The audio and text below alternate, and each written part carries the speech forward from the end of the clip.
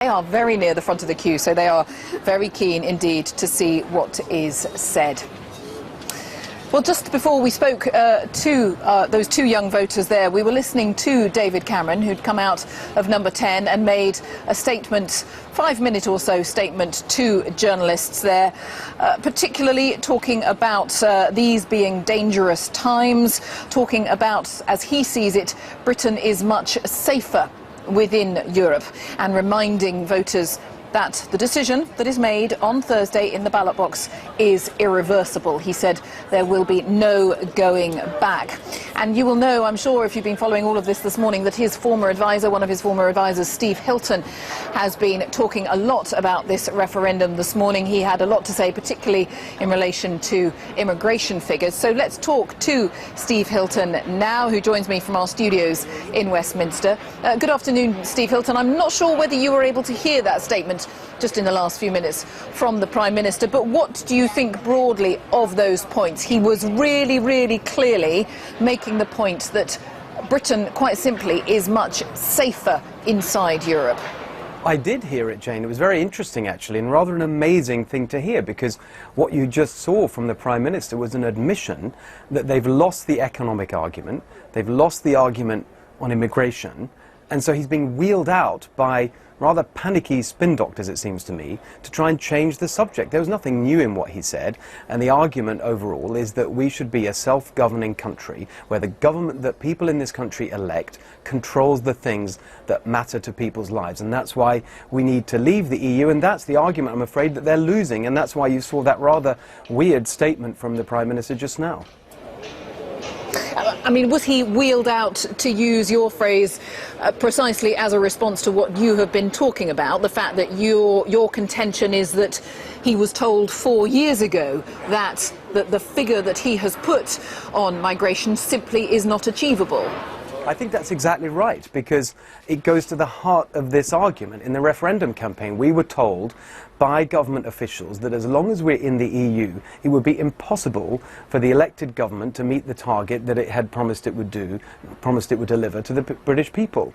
And that goes to the heart of the sense that if we don't leave the EU, you will never have a situation where the British government actually controls things like immigration and other economic issues like rules about employment and how we help businesses. All those things end up being a horse trading negotiation with 27 other countries. And that means that the government of the day can't actually deliver its promises. So is the vote on Thursday, above and beyond anything else, is it about migration as you see it? Is that really, if we are being honest with ourselves as a nation, what this is going to be a vote about? It's about who governs Britain. It's about who is in control of the things that we need to do to create jobs and boost living standards and build a better life for the people of this country. Who's in charge of that stuff? Is it the government that people elect in this country, or is it a group of unelected bureaucrats sitting somewhere else who end up initiating the policies that we have to put up with in this country, whether people want them or not? And I think if we believe in Britain and if we believe in democracy, then it's time to take control and leave the EU.